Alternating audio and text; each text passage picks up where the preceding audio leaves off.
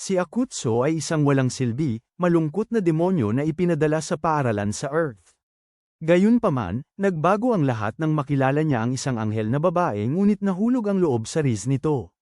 Nagsisimula ang kwentong ito sa isang ordinaryong araw ng klase habang pinag-uusapan ng lahat ang bagong lipat na estudyante at pinagtataka kung gaano kagwapo ang hitsura niya. Sa sandaling yun, pumasok ang kalbo na guro at ipinakilala sa kanila si Akutsu, na kasalukuyang mukhang Saitama mula sa The Lost and Found. Ang talunang ekspresyon sa mukha ni Akutsu ay nagparamdam ng awa sa lahat, ngunit ito ay isang panakip butas upang itago ang kanyang tunay na pagkakakilanlan. Sa sumunod na sandali, napansin ng guro ang isang tag na nakausli sa kanyang ulo at hinayla ito, ngunit natanggal ang buong peluka. Ang guro, na nag-akalang naiintindihan ni Akutsu ang sakit ng magmukhang balat ng itlog, ay nakuha. Galit na galit sa pagtataksil at padubog na ipinadala ang manloloko sa kanyang mesa.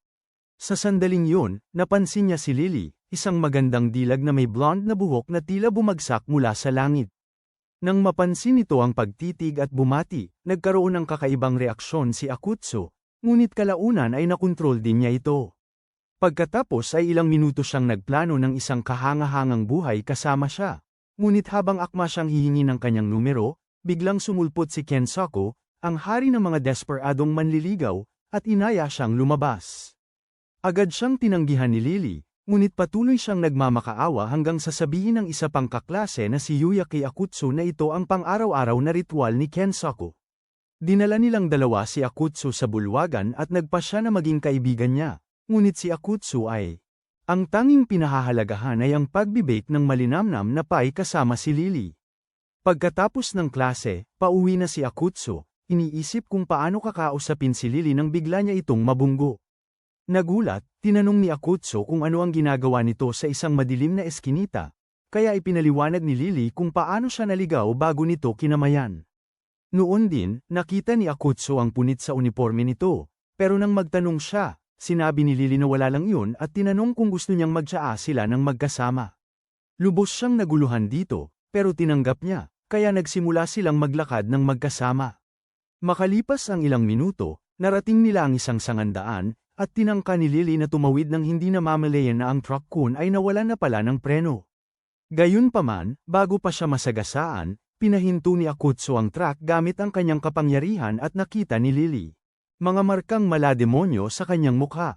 Habang nagtitipon ng mga tao sa paligid nila, hinawakan ni Lily si Akutsu at tumakbo sila sa isang kalapit na parke, kung saan pinasalamatan niya ito sa pagligtas ng kanyang buhay. Pagkatapos ay tinanong niya kung ano talaga ito, at matapos itong pag-isipan, nagpa siya si Akutsu na pagkatiwalaan ang kanyang magagandang mata at umamin na siya ay isang demonyo. Ipinaliwanag pa niya kung paano siya napunta sa mundo ng mga tao upang makahanap ng isang karismatikong pinuno para sa kaharian ng mga demonyo dahil kasalukuyan silang nasa isang pakikibaka sa kapangyarihan laban sa mga anghel.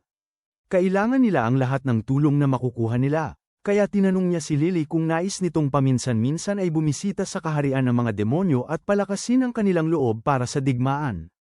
Kinabahan si Lily at tinanong kung may kakayahan ba siya, ngunit tiniyak ni Akutsu sa kanya na siya ay magiging perpekto. Bigla na lang, nabalutan siya ng mahiwagang kadena at napabagsak sa lupa. Tinawag naman siya ni Lily na tanga dahil nilantad lang niya ang sarili sa isang anghel. Matapos kutsain ang kakulangan niya sa sentido komon, ipinaliwanag niya kung paano niya pinalayas ang isa pang demonyo sa eskinita bago pa sila magkita, kaya punit ang uniforme niya. Nang marinig ito, nangako si Akutsu na pagbabayaran siya sa pagpapahiya sa mga demonyo at nilagot ang kadena nito bago sumalakay. Inamin naman ni Lily na medyo malakas ito, ngunit ginapos niya muli ito ng kadena, na ginawa niyang mas mahirap takasan sa pagkakataong ito. Matapos ipatawag ang isang malakas na karit, hiningi niyang malaman ang lahat ng plano ng impyerno, ngunit si Akutsu tumangging magsalita ng kahit isang salita, kaya nagpa siya siyang wakasan na siya.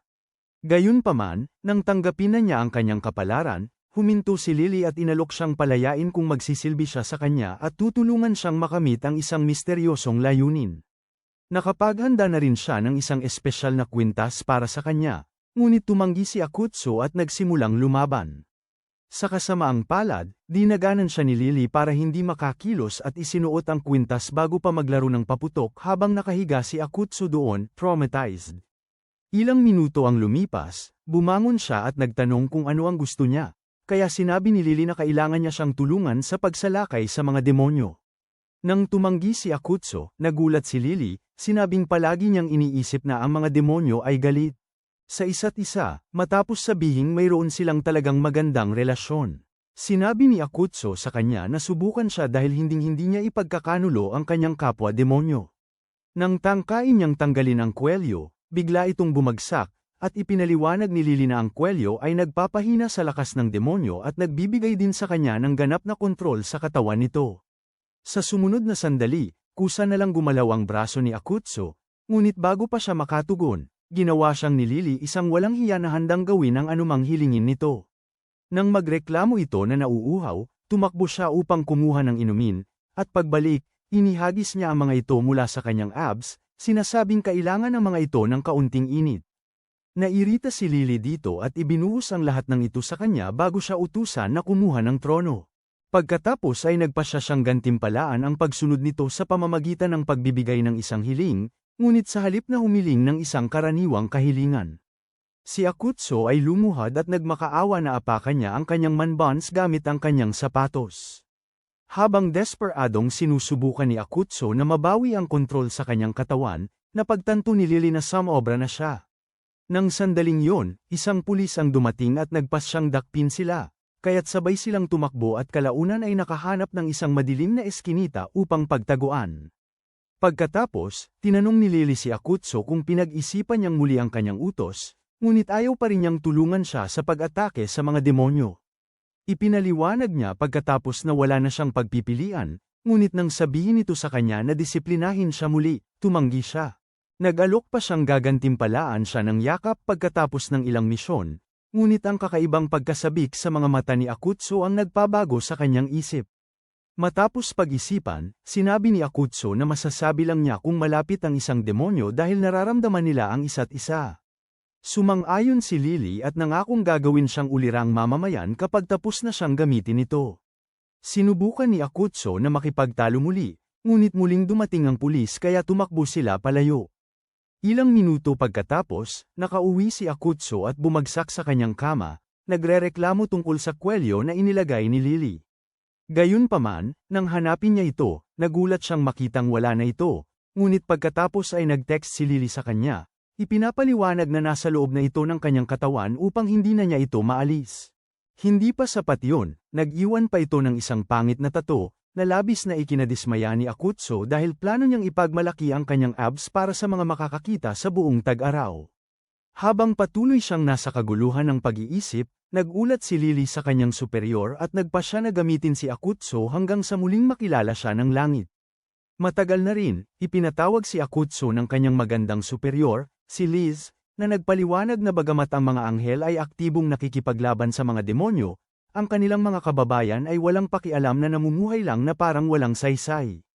Ito ang dahilan kung bakit kailangan nila ng isang karismatikong tao para mapuko ang mga demonyo para makipaglaban ang mga ito. Matapos ipakita ni Akutsu ang mga post sa social media kung saan pinapahiya ng mga anghel ang mga demonyo.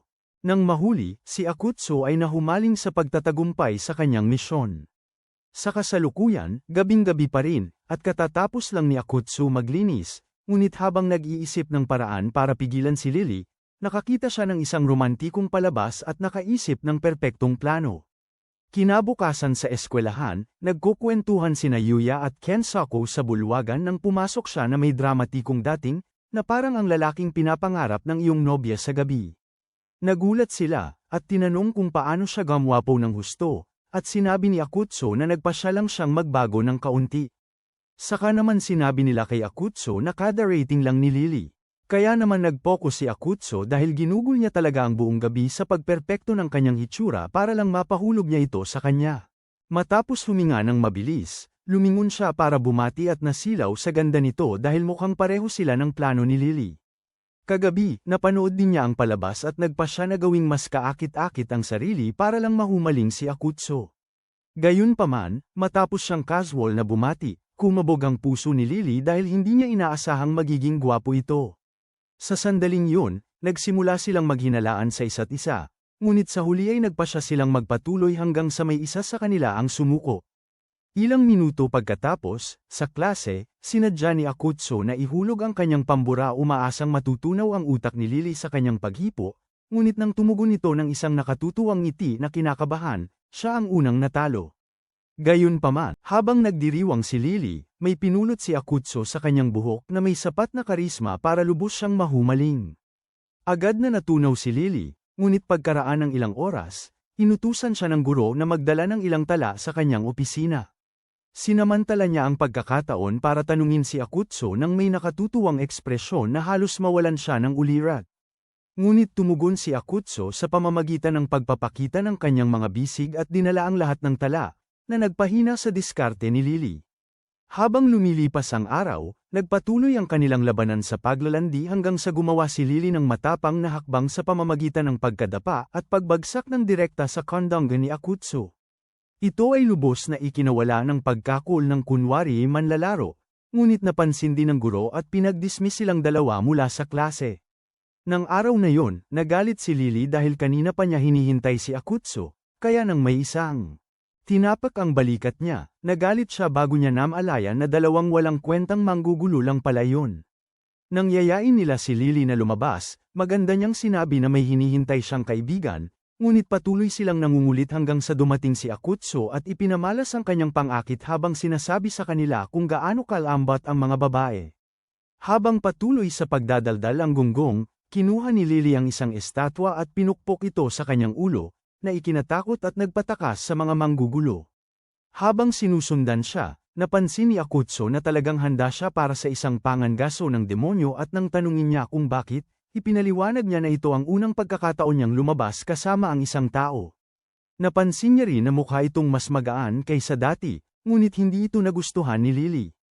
Gayunpaman, halos hindi napansin ni Akutsu at patuloy pa rin sa pagdadaldal hanggang sa bantaan siya ni Lily na gamitin ang kwelyo upang mapilitan siyang humalik sa homeroom teacher sa harap ng lahat sa paaralan.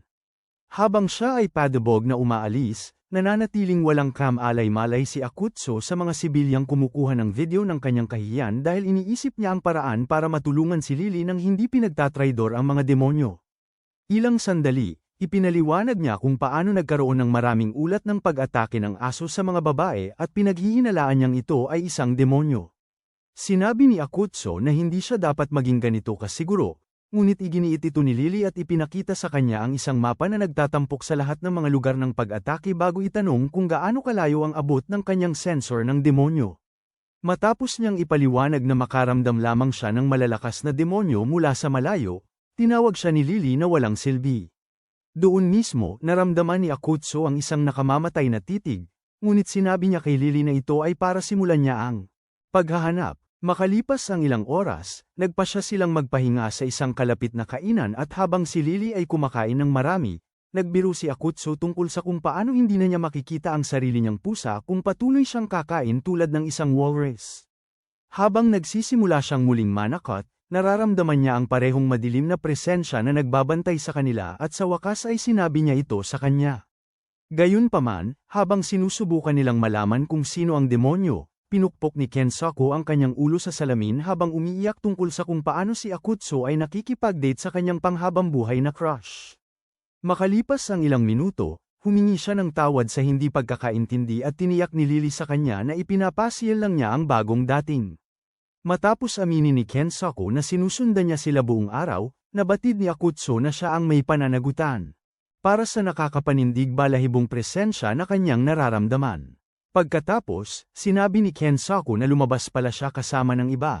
Ngunit bago pa siya makaalis, pumasok ang isang babaeng nagngangalang Yuka at tinanong kung bakit ayaw niyang makasama siya. Sinubukan namang ipakilala ni Kensaku sina Akutsu at Lily, ngunit pagtingin pa lang, tinawag na ni Yuka si Lily na pandak. Natural, nagalit siya ngunit nagawa niyang pigilan ang kanyang galit habang binati naman ni Yuka si Akutsu na parang ordinaryong tao. Nang sinubukan ni Kensaku na ipaliwanag ang kanilang relasyon, inangkin ni Yuka na siya ang kasintahan nito, na ikinagulat ng lahat. Pagkatapos, tinanong ni Lily si Kensaku kung bakit niya patuloy na niyaya si Lily gayong may kasintahan na pala siya. Ang kanyang mga salita ay dumurog sa kaluluwa ni Yuka, kaya humingi siya ng mga sagot at hinayla si Kensaku palayo. Ilang sandali pagkatapos, nagsimulang magtaka si Akutsu kung ang selos nga ba ni Kensaku ang tunay niyang nararamdaman. Kasabay nito, nagpas siyang umuwi na si Lily, at matapos siyang paalalahanan na walang saysay ang magtago ng sekreto sa kanya, umalis siya. Sa sumunod na sandali, lumitaw ang demonyo ngunit nagtago ito bago pa mapansin ni Akutsu. Kinagabihan, nakaranas si Akutsu ng panaginip kung saan pinag-eehersisyo siya ni Lily kasama niya ang isang kapwa demonyo. Kinabukasan, sa klase, biglang sumulpot si Yuka para kausapin si Lily, na ikinagulat nito matapos humingi ng paumanhin para kahapon at sabihin siya pala ang kababata ni Kensaku. Tinanong niya kung pwede silang maging magkaibigan, at pumayag si Lily, habang lubos na pinagsisisihan ang bawat salita. Sa sandaling umalis si Yuka, sinubukan ni Akutsu na kumustahin si Lily, ngunit nagngangalit ito sa galit dahil nagpaparinig si Yuka tungkol sa taas niya. Nang maglaon, sa bubong, nagtataka si Akutsu kung bakit naaapektuhan na ni Lily ang kanyang mga panaginip nang dumating sina Kensaku at Yuya at tanungin kung ayos lang siya. Napansin nila na wala siya sa klase o sa kantina, at dahil hindi naman niya masabi sa kanila ang tunay na pagkatao ni Lily, sinabi ni Akutsu na nananaginip siya tungkol sa isang random na babae at naaapektuhan siya nito. Nang magsimulang tumawa ang dalawa, nalito si Akutsu, kaya ipinaliwanag nila na malinaw na umiibig siya. Ngunit ang ideya ng pag-ibig sa kanyang mortal na kaaway ay nakakadiri sa kanya. Kensaku pagkatapos ay umamin na hindi siya ang pinakamahusay sa pagbibigay ng payo sa pag-ibig. Ngunit nagulat si Akutsu at nagtanong tungkol sa kanyang date kay Yuka. Pagkatapos sabihin ni Kensaku na tinutulungan lang niya ito sa pamimili, ipinaliwanag din niya na madalas siyang nakakakuha ng maraming taong may masamang intensyon, ngunit laging sumusulpot si Yuka para itaboy ang mga ito bago pa siya bumigay. Matagal pagkatapos nito, nag-text si Lily kay Akutsu para mag-demon hunting, ngunit tumanggi ito, sinabing masakit ang tiyan niya.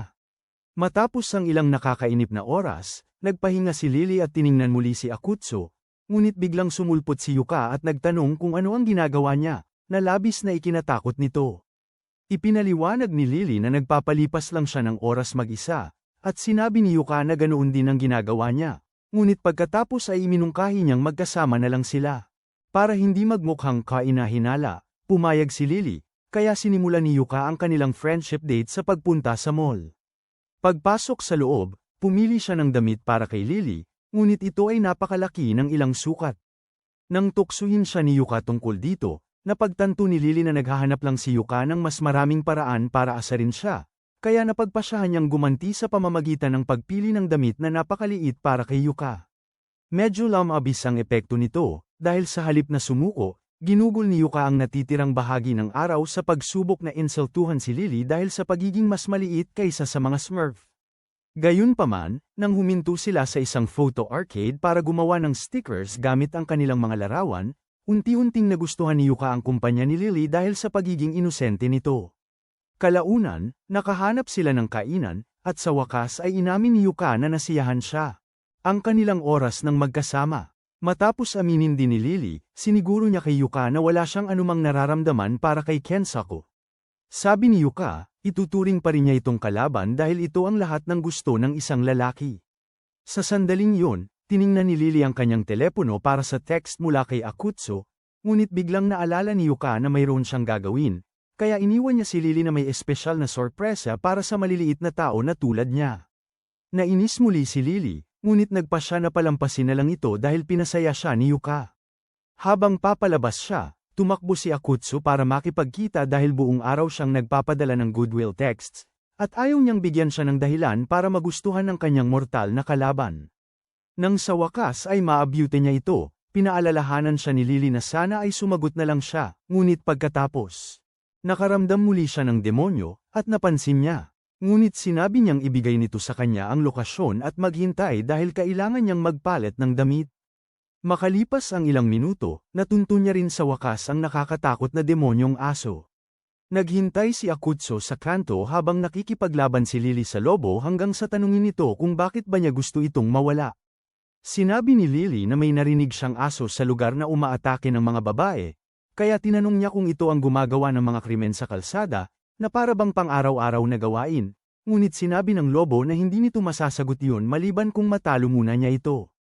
Pagkatapos ay nagpalit ito sa tunay nitong anyo, nagiging isang lobong malatao, ngunit isa lamang itong hindi kanais-nais na aberya sa pagbabago ng anyo, na nagpababa pa sa kanyang mga kakayahan ng 50%. Pagkatapos siyang atakihin ni Lily dahil sa pagpaparanas nito ng takot sa kanya, ang lobo ay naging emosyonal at sinabing gusto lang niya ng magandang damit na babagay sa uso sa tag-araw. Habang patuloy itong umiiyak ng husto, mabilis na lumapit si Akutsu, hinihimas ang likod nito. Ngunit ito ang naging pinakamalaking pagkakamali niya dahil nalaman ng lobo na siya ay isang demonyo at nagsimulang magtanong kung bakit siya nakikipagtulungan kay Lily. Nalilito ang lobo kung bakit tinutulungan ng isang demonyo ang isang anghel, at dahil hindi maipaliwanag ni Akutsu ang sarili, sinabihan siya ng lobo na salakayin si Lily upang patunayan ang katapatan. Nagbabala si Lily na kung susubukan man lang yon ni Akutsu, haharapin din niya ito. Sinubukan silang pigilan ni Akutsu sa pamamagitan ng pag-uusap tungkol sa pag-ibig, ngunit malinaw na ang tanging pag-ibig nila ay ang pag-ibig sa pakikipaglaban, kaya binaliwala nila ito at patuloy na nagpapalitan ng suntok. Siya pagkatapos ay kukuha ng mikropono, pumapasok sa kanyang sariling kakaibang estilo, at nagsisimulang bumigkas ng mga tula upang turuan sila tungkol sa pag-ibig.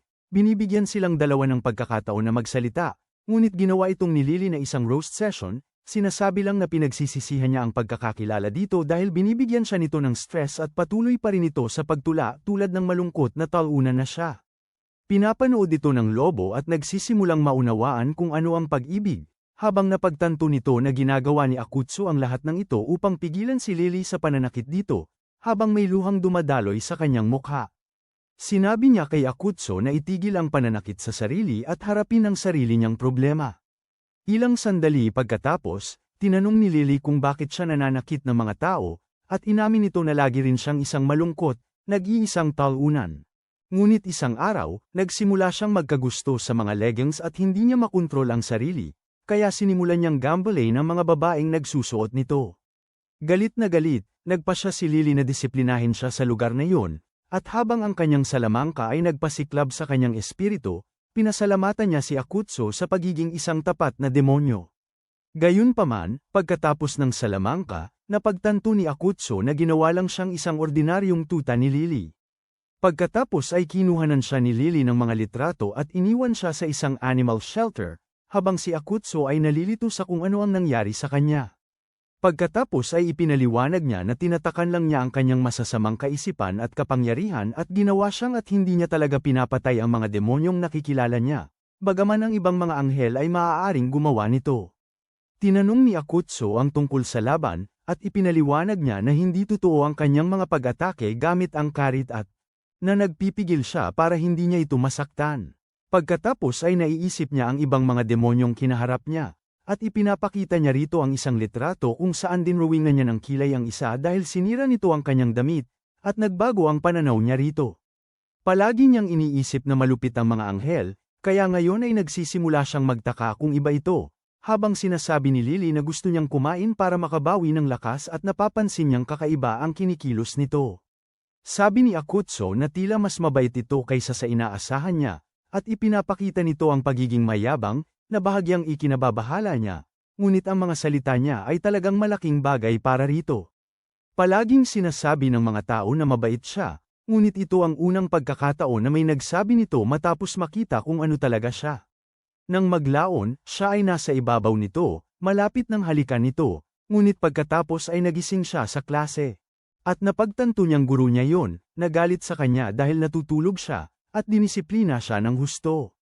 Ilang sandali pa, sinulyapan ni Akutsu si Lily, at matapos bumilis ang tibok ng kanyang puso, napagtanto niyang baka nahuhulog na ang loob niya rito. Sa bahay, patuloy siyang nag-iisip tungkol dito hanggang may nagring ng doorbell. Si Liz yun, ngunit habang excited itong sinusubukang ipaliwanag kung bakit siya dumating, nagpanak si Akutsu at isinara ng padabog ang pinto, iniisip na nag-hallucinate lang siya. Gayunpaman, matapos suriin ng ilang beses, pinapasok niya ito at humingi ng paumanhin. Sinabi nitong dumating siya upang ibigay ang uniforme niya sa taglamig at tinanong tungkol sa misyon niya, at napagtanto niyang nakalimutan niya yon. Sinabi niya pagkatapos na nakahanap siya ng kandidato, ngunit masyado itong problemado, kaya kailangan niyang magpatuloy sa paghahanap. At nagpa siya si Liz na tumulong, ngunit oras na para matulog. Biglang nakaramdam ng kakaibang damdamin si Akutsu dahil wala pa siyang nakasama na babae, ngunit handa si Liz na may dalang proteksyon upang manatili siyang ligtas mula rito. Gayunpaman, nahirapan si Akutsu matulog, at para bang hindi pa yun sapat, nagsimulang magsalita si Liz habang natutulog.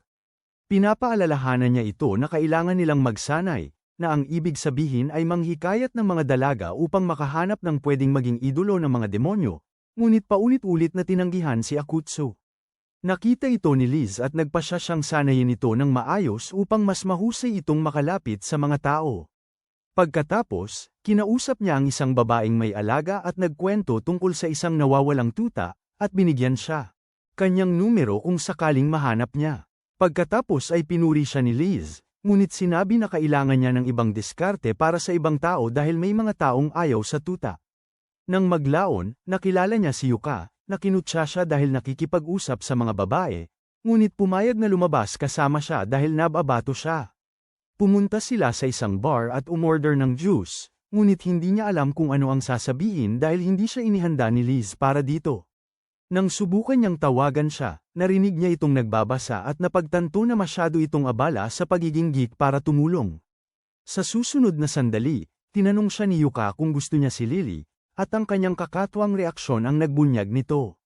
Inalo siya ni Yuka, ngunit nang tanungin niya si Kensaku, inamin ni Yuka na hindi siya umuusad dahil hindi siya pinapakawala nito mula sa friend zone. Pagkatapos mag-isip sandali, binigyan siya ni Akutsu ng payo at nagawa nga nitong pasayahin siya.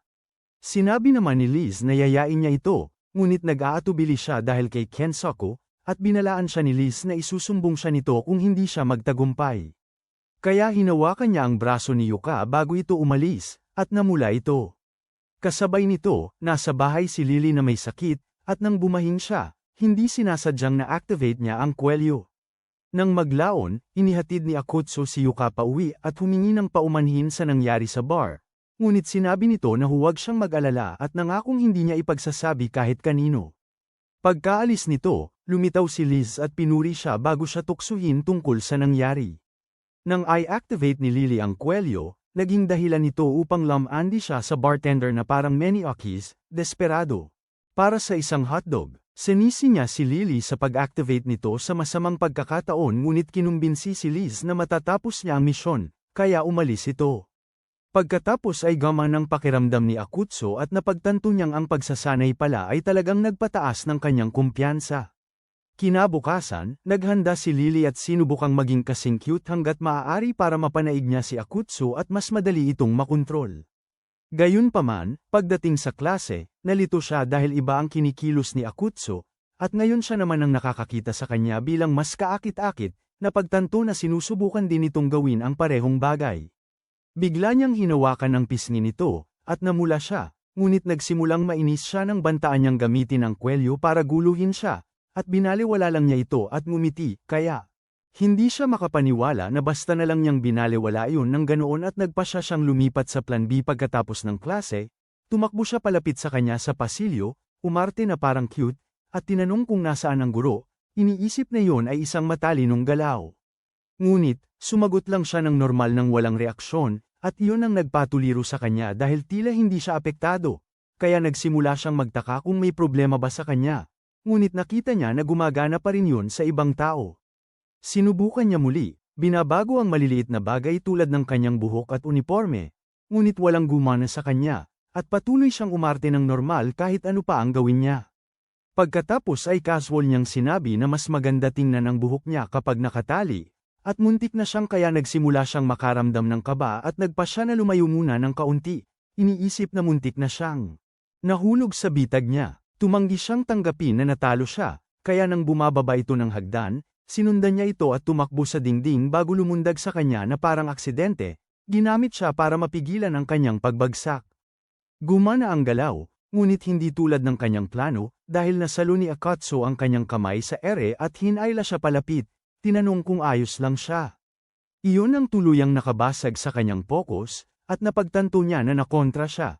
kaya nagsimula siyang makaramdam ng hiya at sinubukang tumakas, ngunit pinigilan siya ni Akuso dahil gusto niya itong dalhin muna sa klinika. Dito, mag-isa si Akatsu, at masaya siya dahil gumagana ang plano niya, salamat sa lahat ng payo na nakuha niya kay Liz. Sa kabilang banda, ang baliw na superior ay patuloy na sumusubok ng mga kasuutan hanggang sa isang nasasakupan. Pumasok at na-trauma. Pagbalik sa eskwelahan, sumama si Lily kay Akatsu at ipinaliwanag na wala naman talagang dapat ipag-alala. Kumuha naman si Akatsu ng inumin mula sa kanyang bote, ngunit matapos makita kung paano ito tinitigan ni Lily, nagpasya siyang kumuha rin para dito. Sa sumunod na sandali, kinuha ni Lily ang kanya, ngunit sa halip na inumin, sinabi niya na ito ay isang indirect kiss para makuha ang reaksyon nito. Sa wakas, nahuli si Akatsu na parang walang masabi, na ikinatuwa ni Lily, ngunit sinabihan naman niya ito na tigilan ang pagsasabi ng ganoon habang tinatago ang namumulang mukha. Dahil dito, agad na napaatras si Lily, ngunit napagtanto niya na bahagi lang pala yun ang plano nito dahil nakangisi ito sa buong panahon. Naiinis, nagpasya siyang inumin na talaga ang nasa bote, ngunit matapos masyadong mahiya. May naisip siyang bagong plano at sinabing hindi na niya kailangan ang tubig. Habang inaabot ito ni Akatsu, ginamit niya ang kanyang kapangyarihan para hatiin ang bote, at tumapon ng tubig sa buong katawan niya. Habang sinisikap niyang himukin si Akatsu gamit ang kanyang basang-basang itsura, mabilis itong tinakpan ni Akatsu ng kanyang jacket at sinabihan siyang manatiling mainit, na tila walang saysay ang kanyang mga pagsisikap. Bumalik si Lily sa klase at umiyak hanggang sa dumating si Yuka para kausapin siya. Napansin ni Yuka na malungkot si Lily at nag-alok ng tulong, kaya tinanong ni Lily kung alam niya kung paano sirain ang loob ng isang lalaki. Nag-isip muna si Yuka bago ipakita sa kanya ang perpektong ideya. Nang araw na yon, nakipagkita si Akatsu kay Lily, ngunit sa halip na manghuli ng mga demonyo, sinabi ni Lily na sila ay babalik sa kanyang lugar para makagawa siya ng hapunan. Nagulat, tinanong ni Akatsu kung seryoso ba siya. Kaya ipinaliwanag ni Lily na ito ang kanyang paraan ng pagbabayad sa kanya para sa lahat ng tulong. Ilang minuto ang lumipas, nakarating sila sa apartment complex nito, at napagtanto ni Akatsu na nakasama niya pala ang isang babaeng anak mayaman na may kakaibang dating sa buong panahong yun. Pagkapasok nila, nagsimula siyang magpanik, iniisip na may masamang balak ito para sa kanya, ngunit lumabas si Lily na nakasuot na nagpaalala sa kanya ng kanyang mga pagnanais. Sa wakas, nawala sa sarili si Akatsu at sinabihan itong magsuot ng totoong damit, ngunit ipinakita ni Lily sa kanya na may suot pala siyang damit sa ilalim ng apron. Ilang minuto pagkatapos, sinerbisyuhan niya ito ng isang plato ng pasta, at pagkatapos niyang kumagat. Akatsu natigilan sa gulat dahil hindi niya inasahan na magkakaroon pala ng talento ang kanyang pangunahing kaaway. Pagkatapos ay ipinaliwanag ni Lily kung gaano siya kahilig sa pasta bago ihain ang pangunahing ulam at sumama sa kanya sa mesa. Pagkatapos kumain, nagpasya silang manood ng pelikula at magpahinga sa pagtukso sa isa't isa. Ngunit habang gusto ni Akatsu ng action movie, ipinilit ni Lily na romance ang panoorin. Sa huli, pumayag si Akatsu na panoorin ang pelikula ni Lily, ngunit pagkalipas lang ng ilang minuto, nagsimula siyang magsisi dahil mas nagiging kaakit-akit si Lily. Para lalong lumala ang sitwasyon, nagsimulang maghalikan ang mga tauhan sa pelikula, na nagdulot ng matinding pagnanasa. Matapos niyang mapigilan ang kanyang pagnanasa, sumulyap si Akatsu at nagkatitigan sila ni Lily. Bago mabilis na tumingin sa malayo. Pagkatapos ay nagpasya siyang kumuha ng inumin, ngunit pagkatayo niya, nadapa siya, kaya sinubukan ni Akatsu na tulungan siya, ngunit nauwi sila sa sahig na magkatulungan. Pareho silang nagulat, ngunit sa halip na bumangon, tila tinulak si Akatsu ng kanyang pagnanasa, kaya lumapit siya, sinusubukang humalik. Nakakagulat, kalmado si Lily na sumunod sa kanyang mga bisig, ngunit bago pa man magkalapat ang kanilang mga labi, tumunog ang kanyang alarm. Ang takot ang nagpabalik sa kanila sa kanilang katinoan, kaya nagpasya si Akatsu na umalis, ngunit habang naglalakad siya pauwi at nagtataka kung anong nangyari sa kanya. Ganoon din ang ginawa ni Lily at nagpanik dahil baka nga may nararamdaman siya para dito. Sa klase, napagtanto ni Lily na hindi siya makapag-focus dahil buong gabi siyang nag-iisip tungkol sa hinahalikan si Akatsu. Nang magpasya siyang mag-focus sa klase, biglang huminto ang kanyang utak at nakita niya ang sarili sa isang panaginip. Samantala, napansin ni Akatsu na natutulog siya at nagtaka kung cute ba siya habang humihilik. ngunit mas malala ang hitsura ng mukha niya kaysa sa kanyang mga bangungot, kaya nagpa siya siyang mag-focus sa aralin. Sa panahong yun, kaka-realize lang ni Lily na nasa panaginip siya dahil nagpakita si Akatsuo, at tila isa itong uri ng dating simulation. Gayunpaman, nag-umpisang mag-glitch ang kanyang panaginip, at para bang hindi pa yun sapat, hindi niya maintindihan ang mga pagpipilian, kaya pumili na lang siya ng random at umasa sa pinakamahusay. Habang nangyayari ang lahat ng ito, nanginginig ng hindi makontrol ang kanyang katawan, at napansin yun ni Akatsuo, ngunit pagkatapos nang makita ang ngiti niya, nagtuloy lang siya sa kanyang ginagawa. Pagkalipas ng ilang minuto, nalampasan na ni Lily ang unang ilang opsyon, at ngayon gusto niyang makipag-date kay Dream Akatsuo dahil sa tingin niya, yun lang ang paraan para magising. Nang magpakita ito, bigla siyang nahiya at hindi man lang makatingin sa mga mata nito dahil ang mukha niya ay kasing pula ng isang fire hydrant. Pagkatapos paalalahanan ng sarili na nakakaharap siya ng mga tulad nitong masasamang nilalang bilang trabaho, humarap siya dito, ngunit mas gwapo pa rin ang hitsura ni Akatsuo kaysa kapag gising siya. Sa hindi inaasahan, dahan-dahan itong hinawakan ang kanyang mukha at hiniling na ipikit niya ang mga mata. Bumilis ang tibok ng puso ni Lily dahil alam niya ang susunod na mangyayari, ngunit sa halip na tumanggi, nagpa siya siyang alamin kung ano ang pakiramdam ng halikan nito. Gayunpaman, biglang inatake ng isang samurai si Akatsuo dahil sa paglabas nito sa kondisyon. Agad na tinakbo ni Lily ang tabi nito, ngunit sumigaw ito sa kanya na huwag umiyak para sa kanya at hiniling na makita ang kanyang ngiti sa huling pagkakataon bago ito pumanaw. Lubos na dinurog si Lily sa nakita niyang paghuling hininga ni Akatsuo, kaya nagsimula siyang sumigaw hanggang sa gisingin siya nina Akatsuo at Yuka at tanungin kung nananaginip siya ng masama. Matapos tingnan si Akatsuo at mapagtantong nakabalik na siya sa totoong mundo, naging emosyonal si Lily bago nagtungo sa klinika upang makarecover. Ilang minuto ang lumipas, narinig niya ang boses ni Akatsuo at nagtago sa ilalim ng kumot bago ito pumasok. Pagkatapos ay naisip niya na sinusubukan nitong solohin siya sa kama, ngunit habang abot nito ang kumot, lihim na ninais ni Lily Loki na sana'y ang kininsya nito nang may matinding silakbo ng damdamin. Ngunit, matapos pag-alitan ng sarili sa pagiging desperada, gumapang siya palabas, at biglang humingi ng tulong si Akatsuo habang binubuksan ang kanyang damit. Mabilis na nagtago ulit si Lily, iniisip na gagawin na nito ang gusto nito, ngunit sa halip na ituloy ito. Binigkis niya ito gamit ang kanyang mga kadena at pinapaikot sa kanyang utos habang tinatawag itong tanga sa pag-aakalang ganoon siya kadaling makuha. Kinutya pa niya ito sa pag-aakalang bibigyan niya ng katuparan ang kanyang mga kakaibang pantasya, ngunit nalito si Akatsuo at sinabing gusto lang niyang humingi ng tulong sa kwelyo. Dahil dito ay napahiya si Lily, kaya muli siyang nagtago sa ilalim ng kumot. Pagkalipas ng ilang minuto, sa klase, tinanong ni Akatsuo kung may paraan para matanggal ang kakilakilabot na tattoo. O ang kwelyo. Natural, sinabihan siya ni Lily na kalimutan na lang yun at tinanong kung bakit niya gustong tanggalin ito ng biglaan. Kaya sinabi ni Akatsuo sa kanya ang pangarap niyang bisitahin ng isang dalampasigan at paliguan ng sento na puno ng mga kontrabida. Nagulat, tinanong ni Lily kung nakalimutan na niya ang kanyang misyon, ngunit sinabi ni Akatsuo na hindi pa siya nakaramdam ng ganito kaganda sa buong buhay niya.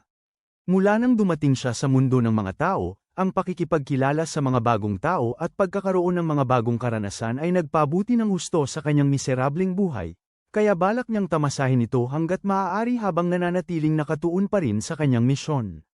Pagkatapos ay sinabi niya na malamang ay hindi siya makakaugnay dahil palagi siyang nasa langit, hindi tulad niya na lumaki sa dilim.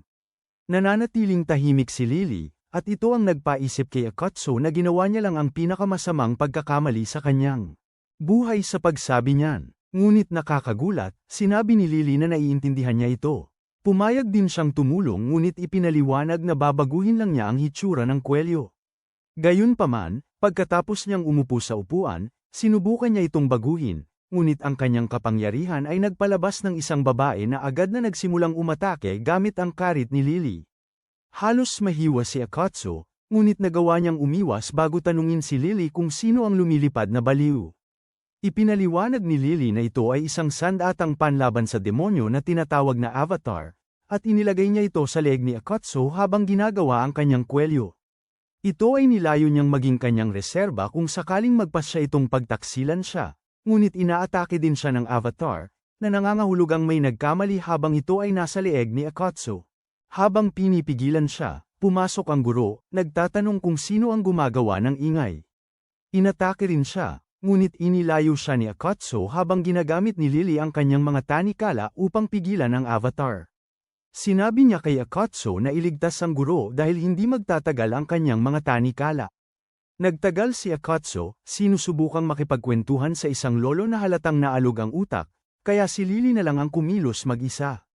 Pinatalo niya si Akatsu sa bakuran ng paaralan kasama niya, at matapos silang sundan ng avatar, gumawa si Lily ng harang upang matiyak na hindi na ito makakaatake ng iba.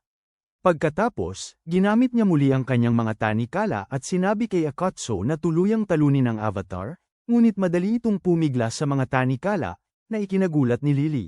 Pagkatapos muling sumalakay ng avatar, masusing tiningnan ni Lily ang likod nito at napagtantong may iba pala ang kumokontrol dito. Habang hirap siyang harapin ng gulat, nagpasya si Akatsu na magseryoso ng kaunti, subalit sinipa siya ng avatar ng malakas sa likod, na nagpatalsik sa kanya. Gayunpaman, muling bumangon si Akatsu, ngunit nakita niya na hindi pa rin kumikilos si Lily, at malapit na siyang tuluyang tapusin ng avatar. Sinimulan niya itong tawagin, ngunit tiningnan ni Lily ang mga mata ng avatar nang may luha sa kanyang mga mata at tinanggap na ang kanyang kapalaran. Sa kabutihang palad, hinaranggan ni Akatsu ang atake at patuloy na lumaban, habang sinasabi kay Lily na hindi siya maaaring sumuko rito. Dahil dito, natauhan siya. Kaya nakaisip siya ng bagong plano at sinabi kay Akatsu na siya. Hindi siya ang kumokontrol sa avatar, kaya kailangan nila itong pigilan sa anumang paraan. Sumang-ayon si Akatsu at sinimulan ang pag-atake sa pamamagitan ng pagpapalabas ng ulap ng alikabok. Pagkatapos, sinubukan niyang umatake, ngunit hiniwa ng avatar ang kanyang dibdib. Gayunpaman, iyon ay ilusyon lamang ni Lily. Kaya ang totoong Akatsu ay nakalapit at hinawakan ng avatar upang hindi makagalaw, habang nililinis ni Lily ang mga ahas na kumokontrol dito. Matapos mahugat ang huling ahas, sinipsip ni Lily ang avatar ngunit nawalan agad ng malay. Samantala, isang misteryosong babae na nagngangalang Ain ang nagulat na naging sapat ang lakas ni Lily upang pigilan ang kanyang mga ahas, kaya nagpadala siya ng isa pang misteryosong lalaki upang tingnan si Lily. Nang maglaon, inihiga ni Akatsu si Lily sa kanyang kama, at matapos siyang pagmasdan ng mabuti, ang kanyang lightsaber. Lumalakas, kaya nagpasya siyang umalis bago pa maging komplikado ang mga bagay. Gayunpaman, bigla siyang hinawakan ni Lily at hiniling na manatili siya. Nagulat si Akatsu at inisip na baka gusto rin niya ang kanyang mahiwagang pamalo, ngunit pagkatapos niyang maramdaman ang panginginig ng kamay nito, naalala niya kung gaano kapanganib ang laban at nagpasya siyang maghintay. Pagkatapos ay nakakita siya ng lugar na mauupuan, pero dahil sa pagtulong kay Lily, napaisip siya kung naging sunod Sanyar na ba talaga siya para sa isang anghel. Habang sinusubukan niyang unawain ang kanyang nararamdaman, dumating ang kanyang doppelganger upang makipag-usap, naging dahilan upang mapagtanto ni Akatsu na marahil ay nananaginip na siya. Pagkatapos ay sinabihan siya ni Akatsu 2.0 na huwag magpanggap na walang alam dahil malinaw na may nararamdaman siya para kay Lily, ngunit tumanggi si Akatsu na paniwalaan ito noon. Ipinaliwanag ng kanyang doppelganger na pinatira lang siya ni Lily dahil gusto rin siya nito, na nangangahulugang ito ang perpektong pagkakataon para makapuntos siya. Pagkatapos mag-isip sandali, sumang-ayon si Akatsu sa kanya. Ngunit nakita nila ang isang gumagalaw sa kumot at naisip nilang masyado na itong nasa sabik. Sa sumunod na sandali, lumukso palabas si Sensei Baldy at inatake si Akatsu. Samantala, kakagising lang ni Lily, at matapos laminggalinga, nagtaka siya kung paano siya nakauwi. Pagkatapos ay nagtungo siya sa banyo nang hindi napapansin si Akatsu at nagtagal ng napakatagal bago magpalit bago siya bumalik at sa wakas ay nakita ang walang magawang simp na nakikipagbuno pa rin sa kanyang mga panaginip. Nagulantang siya at nagtaka kung paano siya nakarating dito, ngunit nalaala niya kung paano niya ito hiniling. Upang manatili kasama niya sa silid. Agad nagpasya si Lily na burahin ang kanyang alaala, ngunit pagkatapos mapansin ang sugat na nakuha niya mula sa laban, naalala niya kung paano nito ipinagsapalaran ang kanyang buhay para tulungan siya, kaya't binitiwan niya ito. Pagkatapos, hinawakan niya ang kamay nito at tinanong kung bakit nito ipinagsapalaran ang buhay para sa kanya. Ngunit si Akatsu ay masyadong tuliro upang sumagot, kaya't nagpasya si Lily na gantimpalaan siya. Isinasaalang-alang niyang yakapin ito dahil iyon ang ipinangako niya pagkatapos nilang unang magkita, ngunit ang ideya ng pagdama sa kanyang mga braso ay nagpapanik sa kanya, kaya't sinubukan niyang pumili ng iba. Sa sumunod na sandali, humingi ng yakap si Akatsuki habang natutulog pa rin, at nagpapanik si Lily dahil masyado siyang nahihiya na gawin ito, ngunit ayaw din niyang bawiin ang kanyang salita. Habang sinusubukan niyang mag-isip ng alternatibo, ang panaginip ni Akatsuki ay naging mula sa nakakatakot tungo sa nakakababaliw dahil ang guro ay nagtuturo sa kanya kung paano kumilos tulad ng isang desperadong femboy. Habang siya ay nag-eensayo sa panaginip, ang kanyang totoong katawan ay nag-eensayo rin, at iniisip ni Lily na nais niyang magmadali, kaya't nagpasya siyang umupo sa pagitan ng kanyang mga binti. Ilang sandali ang lumipas, susubukan niyang bumangon, ngunit niyayakap siya ni Akatsuki, na nagpatunaw sa huling mga selula ng kanyang utak. Patuloy pa rin siyang nahihirapang kontrolin ang sarili kapag bumulong siya ng papuri tungkol sa kanyang amoy. Ngunit bago pa man makontrol ng nakaka-invading na pag-iisip, naramdaman ni Lily ang kanyang mga kamay na nanginginig. Napagtanto niyang hindi pa siya nakabawi mula sa laban, at pagkatapos makita ang tato ng kwelyo, naalala niya ang kanyang kahilingan na baguhin ito at ginantihan siya sa pamamagitan ng pagpapalit nito. Pagkatapos, nararamdaman niya ang simoy ng hangin na pumapasok at nakita ang liham ng paghingi ng tawad na iniwan niya matapos basagin ang bintana niya. Dahil dito, napaisip siya kung paano siya dinala pauwi, at nang marealise niyang binuhat siya nito ng parang prinsesa, kinabahan ulit siya. Kinaumagahan, gumising si Akatsuki at nakita ang sarili na nakatali, kaya kumawala siya bago rin mapansin na binalutan ni Lily ang kamay niya. Matapos siyang umalis, gumising si Lily, na umaasang sa wakas ay mapapasaka niya na ang apartment, ngunit nagulat siya nang makita si Akatsuki sa kusina na naghahanda ng almusal. Nang tanungin niya kung bakit, sinabi nitong kailangan niyang kumain at puno ang ref niya, ngunit tinanong ni Lily kung bakit gumawa rin siya ng pagkain para sa kanya. Sinabi nitong ito ang paraan niya ng pagpapasalamat dahil binalutan niya ang kamay nito, at sinabi ni Lily na siya ay ginagawa lang ang trabaho niya bilang kanyang amo. Nagpasalamat pa rin siya sa dalaga at inihanda ang pagkain, kaya sumama ito sa kanya para kumain bago sila maghanda para sa eskwela.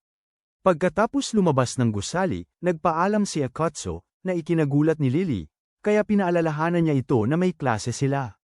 Pero sinabi ni Akatsuki na lalaktawan niya ang unang aralin para maligo sa bahay.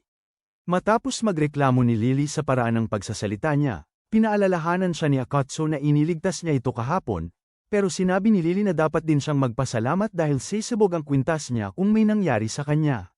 Nagpanik si Akatsuki, iniisip na nakatali na ang buhay niya sa dalaga, pero sinabi niya rito na mag-relax lang dahil biro lang yun. Sinabi rin niya kung paano niya pinalitan ang kwintas kagabi, kaya hinawakan ni Akatsuki ang mga kamay nito para magpasalamat. Gayunpaman, nakita sila ni Yuka at Kensuke at inisip na katatapos lang nila ng isang gabing walang katapusang kalokohan. Nang maglaon sa umagang yun, nakipagkita si Akatsuki kay Lily sa bubong ng paaralan at tinanong kung bakit siya humingi ng pulong bago magklase. Pagkatapos ay ipinaalala ni Lily sa kanya ang nakita ni Yuka at Kensuke bago siya umalis.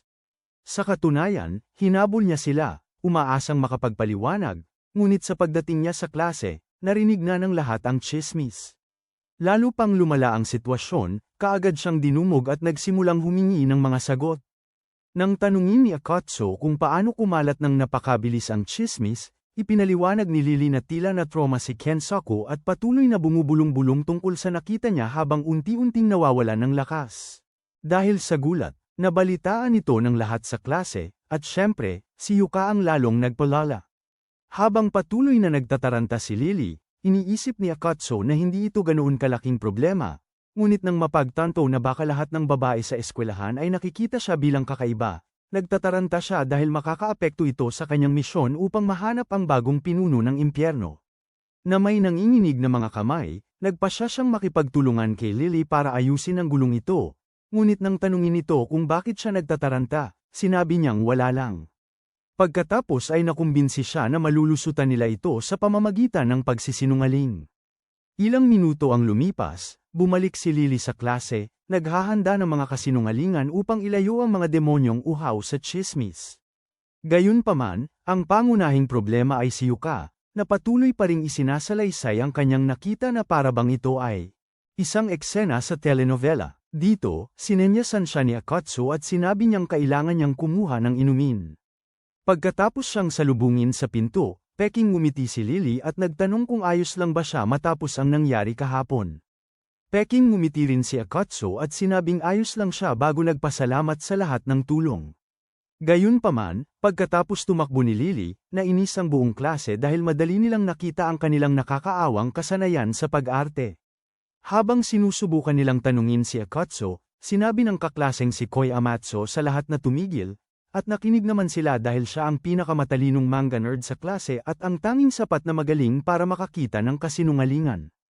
Nakakagulat, sinabi niyang maaaring nagsasabi ng totoo sina Akatsu at Lily dahil silang dalawa ay nag-uusap na parang magkaklase lang, hindi parang magkasintahan na kakabuking lang. Dahil dito, naniwala silang lahat na si Akatsu ay naligaw pala habang naglilibot sa isang kondo sa lugar ni Lily at pagkatapos makipag-away sa ilang kung sino-sino lang, ay naipit siya sa bato hanggang sa makita siya ni Lily kaninang umaga.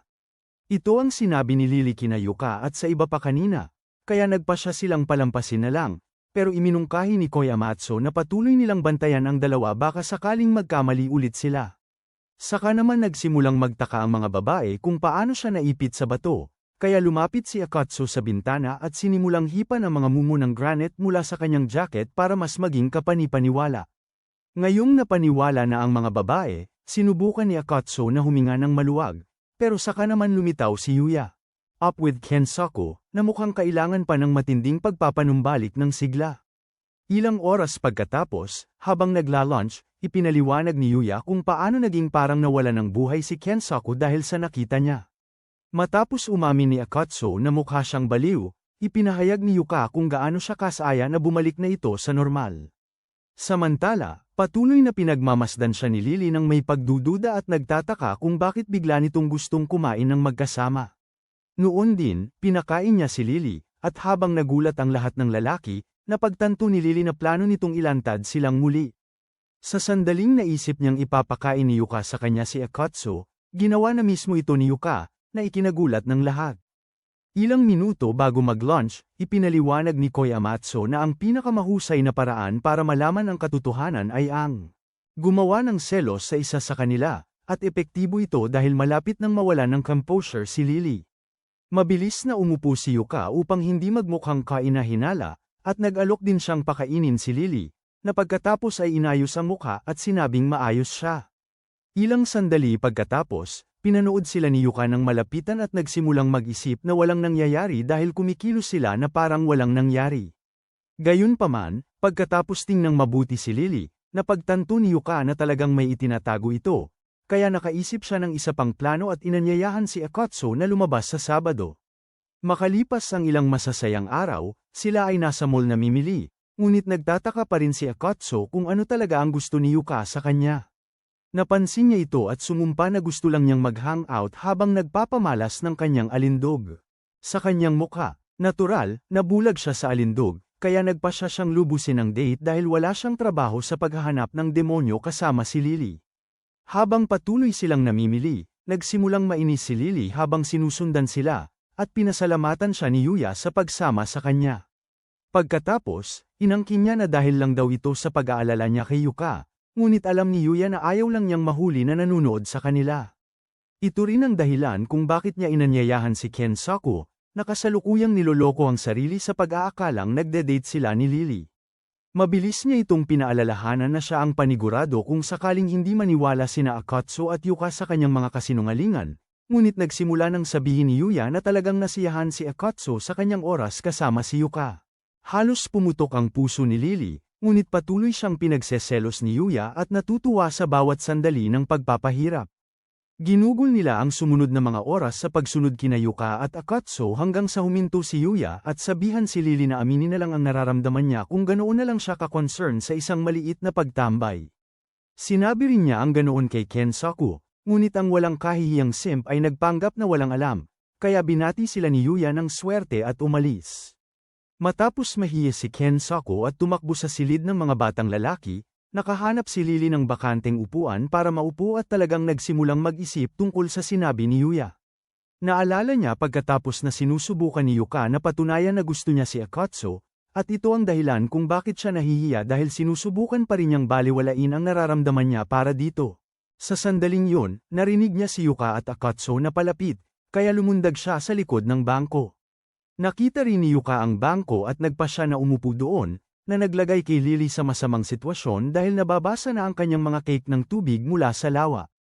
Habang iniisip niya kung paano makakatakas, nagsimula si Yuka na magtanong kay Akatsuo tungkol sa kanya. Nahiya si Lily, ngunit napataas din ang kanyang mga tenga nang magsimula si Akatsuo sa pag-amin na sa tingin niya ay cute si Lily. Pagkatapos ay tinanong ni Yuka kung ano ang nagustuhan niya kay Lily, at nagsimula siya sa pagtawag sa kanya na mabait at ipinaliwanag kung gaano siya nakatuon sa isang gawain.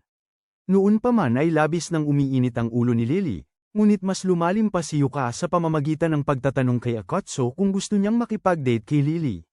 Napataas ulit ang mga tenga ni Lily. Ngunit sa pagkakataong ito, sinabi ni Akatsuo na hindi sila maaaring makipag-date dahil ng personal na mithiin. Dinurog nito ang puso ni Lily, kaya umalis siya, ngunit narinig ni Akatsuo ang kaluskos ng mga dahon.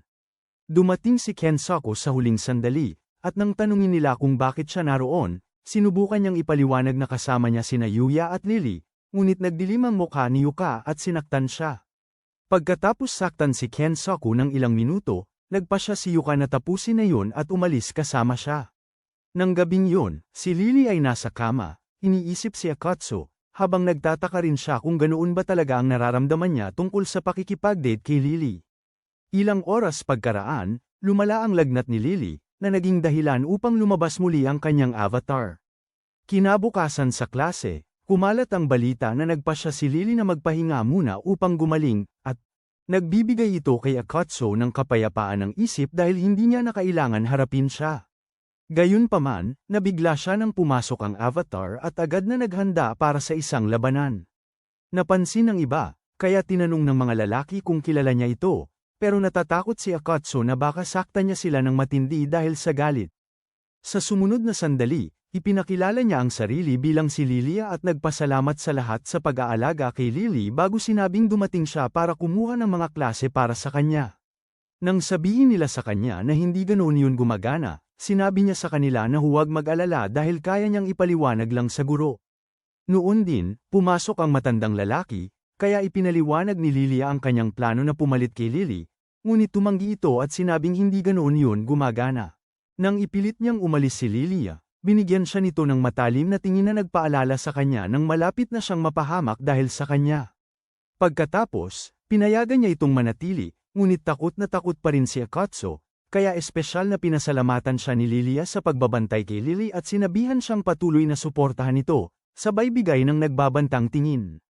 Ilang minuto ang lumipas, nagsimula ang klase at patuloy na nakatitig si Akatsuo kay Lilia. Nagtataka kung pinadala siya ni Lily para manmanan siya o kung dumating lang siya para tuluyan siyang pahirapan. Pagkatapos, napansin niyang nahihirapan ito sa lapis, kaya nagsimula siyang tumawa hanggang sa sinubukan nitong saktan siya ng matindi. Ilang minuto ang lumipas, sa sports, nagsimulang magdaldalan sina Yuya at Kensaku tungkol kay Lilia na mapanganib.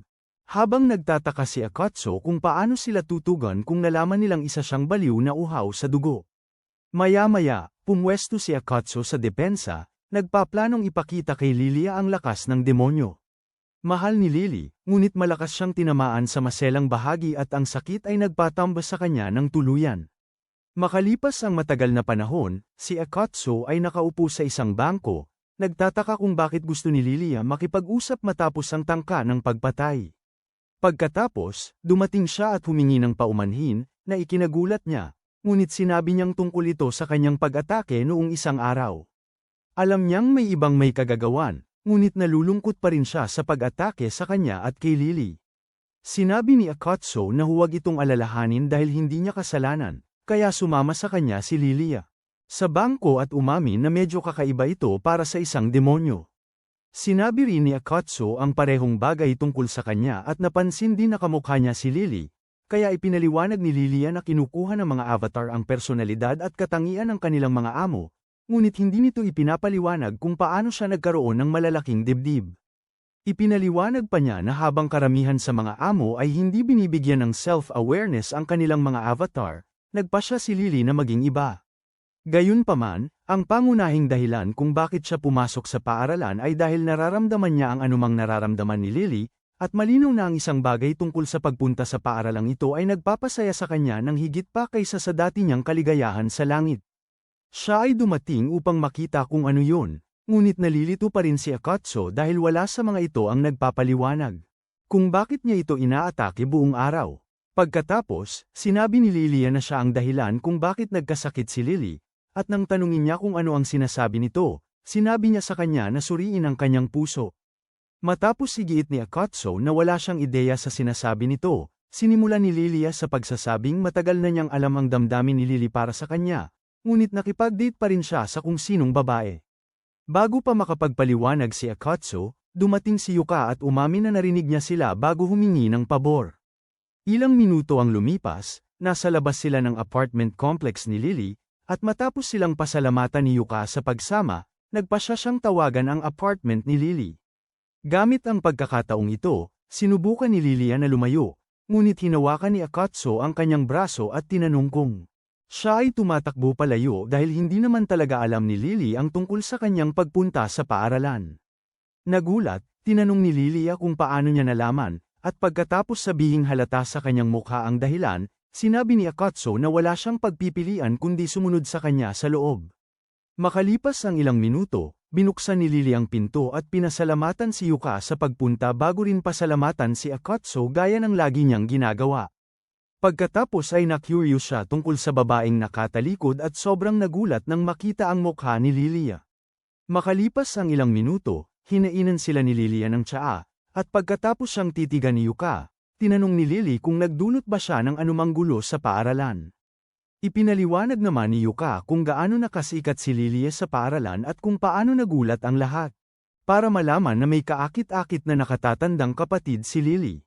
Sinabi naman ni Lilia na mahilig mag-isa si Lily, ngunit dahil siya ang nakatatandang kapatid, sinimulan niyang ibahagi ang lahat ng nakakahiya at personal na detalye ng buhay ni Lily, tulad ng kung paano niya sinisimulan ang bawat sesyon ng paliligo. Nahihiya si Lily at sinubukan niyang pigilan ang kahihiyan. Ngunit patuloy ang pagdaldal ni Lilia hanggang sa pinagbantaan niya itong patigilin na ang pagsasalita. Sa wakas ay naintindihan ni Lilia ang pahiwatig at tumakbo palayo, kaya nagpasya si Lily na kumuha pa ng tsaa at ginamit ang pagkakataon para makalanghap ng sariwang hangin. Ilang sandali pa, bumalik na sa dati ang isip ni Yuka, kaya sinabi niya kay Akatsuo na tulungan si Lily dahil may sakit pa rin ito.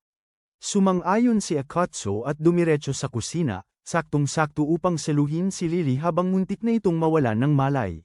Muling nawala ng malay, nagpahayag siya ng kaunting pag-aalala, ngunit tinabig ni Lily ang kamay niya at patuloy na gumawa ng tsaa, na ikinagulat niya. Pagkatapos ay tinanong niya kung paano ang araw nito kasama si Yuka, at matapos pag-isipan, inamin ni Akatsuo na mas masaya yon kaysa sa inaasahan niya. Natural, nagalit si Lily, ngunit nagtaka rin siya kung bakit, dahil sa totoo lang ay hindi siya dapat may nararamdaman para dito. Halos hindi ito napansin ni Akatsuo, kaya patuloy siyang nagsalita hanggang sa itinulak siya ni Lily upang umalis. Saka naman siya inabutan ng lagnat at muling nawala ng malay, para lang magising sa kanyang silid kalaunan. Nakita niya si Yuka, na pagkatapos ay nagpaliwanag kung paano siya dinala ni Akatsuo sa loob bago sabihing kailangan niyang umalis para sa isang mahalagang bagay. Matapos sabihin kay Lily na isa itong talagang mabuting tao, nakipagkita si Yuka kay Akatsuo sa sala at sinabi sa kanya na pigilan ang sarili. Matapos batiin siya ng swerte, umalis si Yuka, ngunit si Akatsuo ay nagsimulang mag-alala ng husto habang naaalala niya ang lahat ng sinabi ni Lily kanina. Pagkatapos, sinubukan niyang alalahanin kung ano ang nakita o narinig ni Lily para ito ay labis na malungkot, at pagkatapos alalahanin ang sinabi niya sa bangko, napagtanto niya na palihim silang pinagmamasdan ni Lily sa buong panahon. Mas malala pa, kailangan niyang puntahan si Lily dahil umalis din ito para kumuha ng panlinis kaya mahinahon siyang pumasok sa silid nito at nakita na nananaginip ito ng masama. Nang tangkain niyang umalis, muling hinawakan nito ang kanyang jacket, na siyang dahilan ng kanyang pagpanik. Noon, nagising si Lily, at pagkakita ng jacket nito sa kanyang kamay, nahiya siya at sinabihan siyang umalis. Tumanggi si Akatsuo at sinabing maghihintay siya sa sala hanggang sa bumalik si Lily, at ito ang nagpainit ng loob ni Lily, ngunit itinago niya ito. Pagkatapos, tinanong ni Akatsuo kung alam niya kung bakit nagpakita si Lily, at ipinaliwanag din niya ang sinabi nito tungkol sa pagkadama ng pagsisisi. Inamin pa niya na malaki ang kanilang pagkakahawig, at ito ang nagpaka-excite kay Lily, kaya ipinagmalaki niya kung paano si Lily ay karaniwang isang extension ng kanyang tunay na kalikasan. Nang biglang sabihin ni Akatsuo na walang magiging digmaan kung lahat ng anghel ay kagaya niya, nahiya muli si Lily. Gayunpaman, sa halip na suklian ng pabor, sinabi niya na magugunaw ang mundo kung lahat ng demonyo. Kagaya niya, muli, sinabi ni Akatsuo na pupunta siya sa sala, at nang muling sabihan siya ni Lily na umalis, sinabi niya kay Lily na umasa naman sa kanya kahit minsan. Kinuha naman ni Lily ang pagkakataon na tanungin kung maaari niyang hawakan ang kamay niya habang natutulog, dahil baka magkaroon muli siya ng bangungot. Naguluhan si Akatsuo at sinubukan tumanggi, ngunit pinaalalahanan siya ni Lily na nag-alok lang siya ng tulong, kaya pumayag si Akatsuo.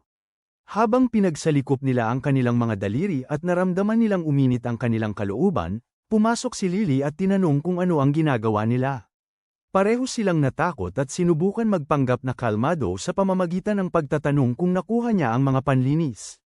Pagkatapos niyang sumagot ng oo, pinaalalahanan sila ni Lily na nararamdaman niya ang lahat ng nararamdaman ni Lily, kaya niya nalaman na may nangyayari dahil ang kanyang puso ay lumalaki na sa nakaraang iilang minuto. Sa pag-aakalang malalantad na siya, nawalan siya ng kontrol. Nang gabing yun, naaalala niya ang paghawak sa kamay ni Akatsuo at ginugol ang natitirang bahagi ng gabi na nakangiti. Kinabukasan, muli silang nagkita ni Akatsuo para mangaso ng demonyo at nag-alok siyang isalibre siya ng merienda bilang pasasalamat sa pagkumusta nito sa kanya.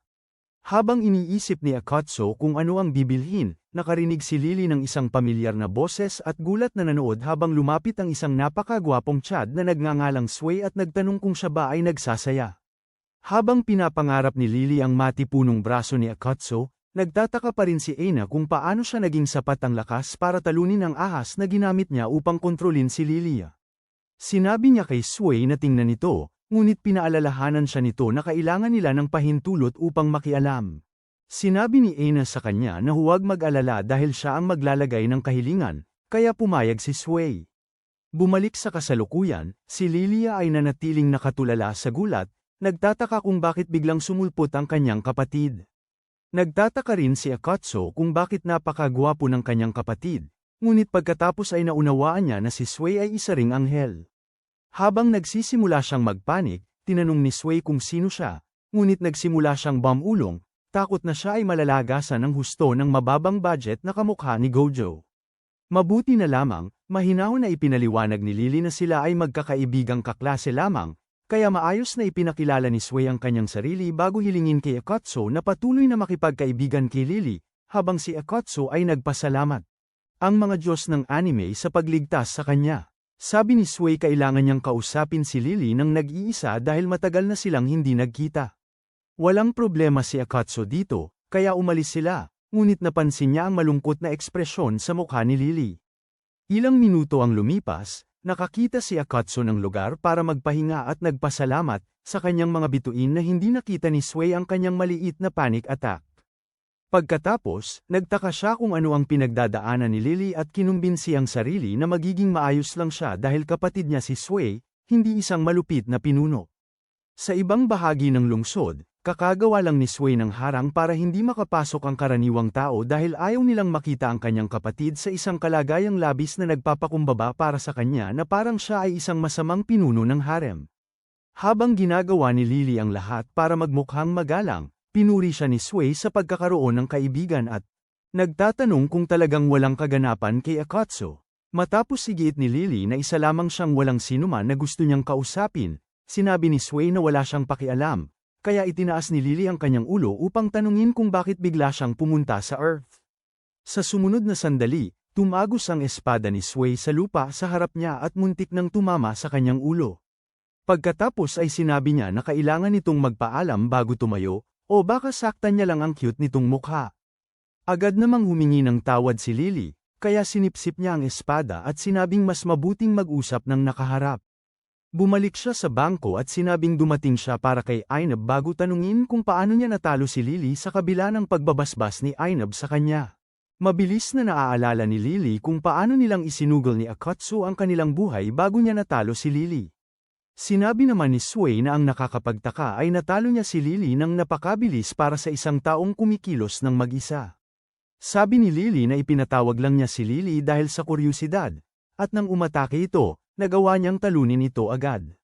Ipinakita rin niya dito ang isang peklat na anyay mula sa laban upang ipakita na hindi ito naging madali, ngunit nagdududa pa rin si Sway at tinanong kung yun ba talaga ay bagong sugat. Matapos tiyakin ni Lily na nagsasabi siya ng totoo, nagpa siya si Sway na hayaan na ito, na nagpahinga ng kaunti kay Lily. Gayunpaman, pinaalalahanan niya ito na ipinadala siya sa Earth upang talunin ng mga demonyo, at bagaman ginagawa na niya ito, mga demonyong hugis hayop lang ang hinuhuli niya, na walang saysay dahil dapat ay may ilang demonyong hugis tao sa paligid. Nang tanungin niya kung may binabalak ito, tiniyak ni Lily sa kanya na hinding-hindi siya lalaban sa kanila, sadyang mas mahirap lang manghuli ng mga demonyong hugis tao. Sumang-ayon si Sway at sinabing marahil ay masyado siyang mahina, ngunit tinanong pa rin niya kung may pinaplano ito laban sa kanila. Inamin niyang medyo nag-aalala sila ni Aina sa katapatan niya, lalo na dahil nakagawa si Aina ng ilang masasamang bagay sa kanya. Ngunit iginiit ni Lily na hinding-hindi niya sila ipagkakanulo. Ang masayang si Sway ay humiwalay na rin at nagpas siyang paniwalaan ang sinabi nito, ngunit sa sandaling akalain ni Lily na tapos na ang pagtatanong, tinanong ni Sway kung talagang nawalan siya ng kontrol kay Lily pagkatapos ng pagpapatawag. At tinalo niya ito ng mag-isa. Muling sumang-ayon si Lily, ngunit ipinaliwanag ni Sway na si Aina pala ang naglagay ng bitag kay Lily upang subukan siya. Sinabi ni Lily na hinding-hindi niya sila lalabanan, ngunit alam niya na isang demonyo si Lily, at maaari lang itong ipatawag kung may demonyo sa malapit, na nagpapatunay na nagsisinungaling si Lily tungkol sa pagpapahinto dito ng mag-isa. Bago pa makapagsalita muli si Lily, biglang sumugod si Sway at pinigilan siya sa lupa bago nagbanta na magiging marahas kung hindi siya titigil sa tahasang pagsisinungaling. Sinuri ni Lily ang panganib at sinubukan niyang tumulong, ngunit siya ay pinigilan ng husto. Nagpanik si Lily, at habang namumuo ang kanyang mga luha, nanalangin siya kay Akutsu na dumating upang iligtas siya. Sa kalapit na bubungan, nakapagpigil lang si Akutsu sa pagsugod kay Sway dahil sa halatang dahilan. Sinusubukan niyang kumbinsihin ang sarili na maayos lang si Lily at tumalikod upang umalis, pero patuloy na bumabalik sa kanyang isipan ang imahe ng nagbabantang mukha ni Sway. Dahil dito, naalala niya na ang mga anghel ay palaging malupit na nilalang, at hindi niya sana nilapitan si Lily dahil katulad din siya ng mga ito. Pagkatapos, tinawagan niya si Liz para humingi ng tulong, ngunit bago niya pa maipaliwanag ang sitwasyon, ginulo siya ng kanyang konsensya, kaya agad siyang sumugod diretso kay Sway. Pagkatapos ng kaguluhan, nagulat si Sway nang makita siya at napagtanto na pinagmamasdan niya pala sila mula sa malayo. Pagkatapos ay napagtanto niya ang lahat, sinabing si Akutsu ay demonyo dahil naramdaman nitong kailangan niyang magtago sa halip na magsalita nang una silang magkita. Ang desisyon niyang protektahan si Lily ay nagpapakita rin na siya ang demonyong kasama nito nang umalis si Lily.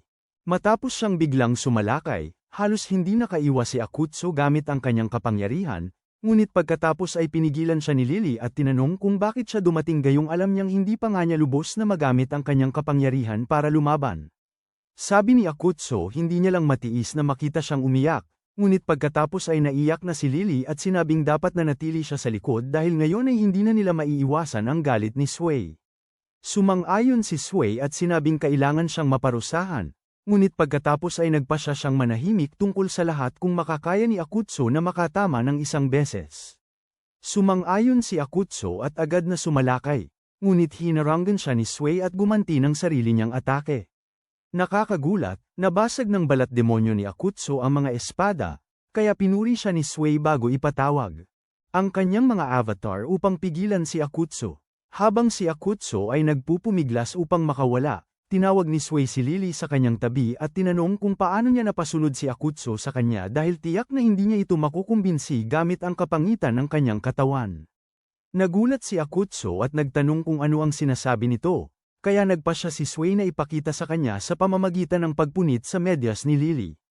Agad siyang lumuhad, at nagalit si Akutsu, na hinihinging malaman kung paano magagawa ni Sway na tratuhin ang sarili niyang kapatid sa ganitong paraan.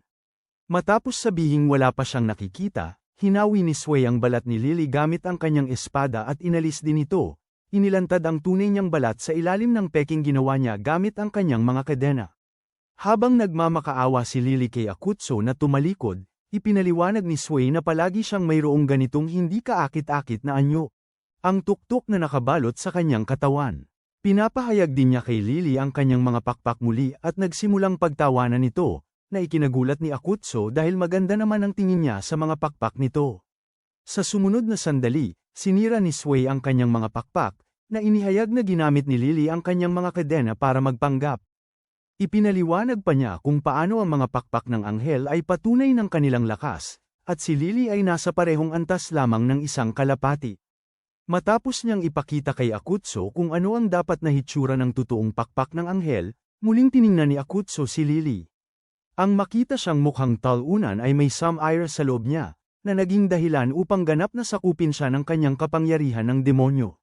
Habang patuloy na kinukutya ni Ziwei si Lily, ipinadala ni Akutsu ang isa sa kanyang mga avatar na bumagsak sa isang bakod, na naging dahilan ng labis na pagkapinsala ng kanyang katawan. Nabigla si Sway at lumingon upang makita si Akutsu, na tuluyang nawala sa sarili at winasak ang kanyang pangalawang avatar. Agad na pinagsama ng huling dalawa ang kanilang mga atake upang puruhan ang ulo ni Akutsu, ngunit tila wala lang sa kanya ang tama at siniksik silang dalawa sa matigas na semento. Pagkatapos, gulat na pinanood ni Sway habang lumalabas ang anim na madilim at naglalabas ng pulso na pakpak mula sa likod nito. Agad siyang sumugod, ngunit kinuha ni Akutsu ang kanyang espada na tila isa lamang itong piraso ng papel at ibinagsak siya sa wire fence. Nang makita ito, nagpanik si Lily at sinubukang pigilan siya, ngunit mabilis na nilagpasan siya ni Akutsu at inatake si Sway hanggang sa damyugo ito.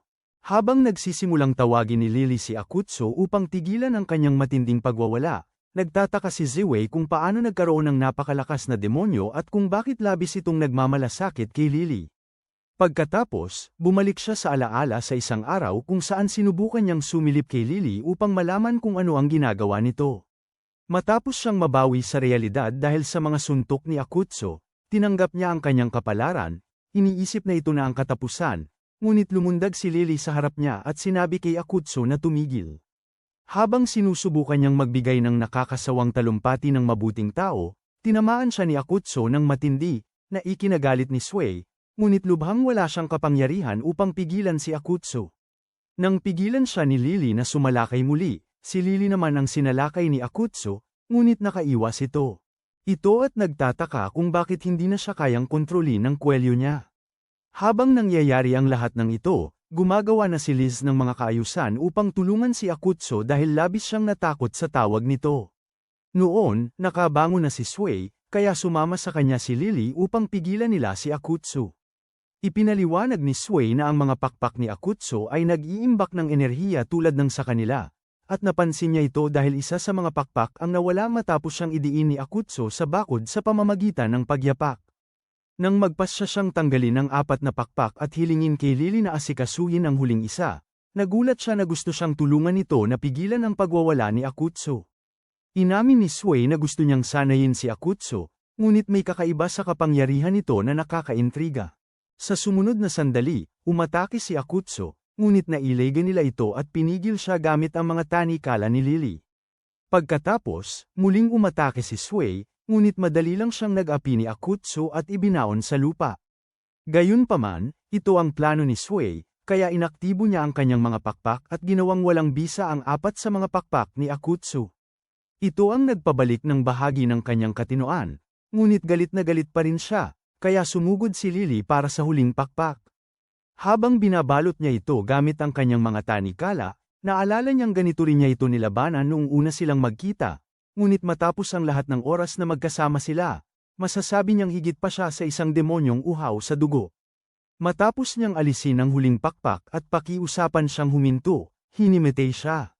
Salamat na lang, binuhat siya ni Akutsu at lumapit kay Sway, na agad namang nagsimulang patakbuhin ang kanyang muli niyang bibig. Sinabihan siya ni Akutsu na tumahimik at sinabing narinig niyang nagtutulungan sila, kaya hindi niya sasaktan ang pangit na mukha ni Sway. Gayunpaman, nangako siyang ibibigay ang lahat kung magpapakita pa ito para guluhin si Lily tulad ng ginawa niya. Matapos pumayag si Sway na lumayo, tinalikod si Akutsu upang umalis at nagpasalamat kay Sway sa pagkontrol sa kanya. Habang nakahiga si Sway, Pinag-iisipan ang kanyang mga desisyon sa buhay at ang pinagdaanan niya. Dinala ni Akutsu si Lily pabalik sa lugar nito, ngunit nagsimula siyang magpanik dahil hindi niya mahubaran si Lily. Habang sinusubukan niyang mag-isip ng mas magandang paraan para makaalis sa gulong ito, sa wakas ay dumating si Lilia at sinimulang palitan ang damit ni Lily sa harap niya, kaya tumakbo siya palayo. Makalipas ang ilang minuto, tapos na si Lilia sa pagpapalit ng damit ni Lily, kaya sinabihan niya si Akutsu na tigilan na ang pagtatago dahil matapos siyang tumalon mula sa balkonahe at inalok siya ng kamay, napansin ni Akutsu ang pasa sa pulso niya at hinintay niyang hilahin siya pataas bago itanong kung ano ang sanhi nito. Ipinaliwanag ni Lilia na sa panahon ng laban, pinigilan siya ni Lily na lumabas upang tumulong dahil alam nito ang gagawin ni Sway. Bilang resulta, walang magawa si Lily kundi manood habang si Lily ay nanginginig sa takot. Nang marinig ito, tinanong ni Akutsu ang tungkol sa kanyang reaksyon dahil hindi niya lubos na matandaan ang nangyari matapos siyang mawalan ng kontrol. Matapos ipaliwanag ni Lilia ang lahat sa kanya, nadismaya siya sa sarili dahil sa kanyang naging kilos laban kay Lily. Ngunit alam ni Lily na wala siyang dapat ipag-alala dahil walang kahit kititing na takot si Lily sa kanyang katawan matapos siyang dumating. Sinabi niya rito na si Lily ay naghihirap mula pa noong bata siya dahil ang kanyang pamilya ay palaging napakahigpit. Para lang makuha ang kanilang pagpayag, gumugol siya ng maraming taon sa pagsisikap ng husto, at kahit noon, bahagya lang siyang kinilala. Ang kanyang kasalukuyang posisyon ay nakuha lamang matapos ang maraming taon pa ng matinding pagtatrabaho at pagdurusa. Sa kabila nito, sinisisi ni Lilia si Akutsu sa pagsira sa lahat ng pinaghirapan ni Lily.